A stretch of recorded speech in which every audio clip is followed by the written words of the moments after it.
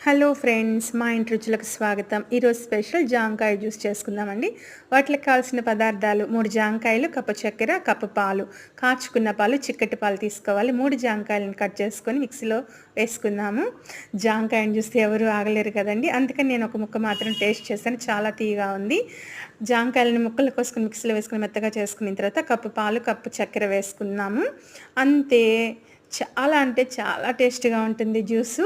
ఒకసారి మీరు ట్రై చేయండి. ఓకేనా ఫ్రెండ్స్? ప్లీజ్ సబ్స్క్రైబ్ చేసుకోండి, లైక్ చేయండి, షేర్ చేయండి. Please friends. నేనైతే టేస్ట్ చేశాను. చాలా బాగుందండి. చాలా బాగుంది.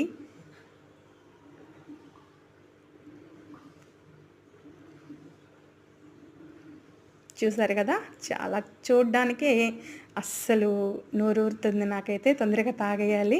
మా పాప అయితే నాకు తెచ్చిస్తుందండి. ఫస్ట్ టైం అండి నేను జాంకాయ జ్యూస్ తాగడం.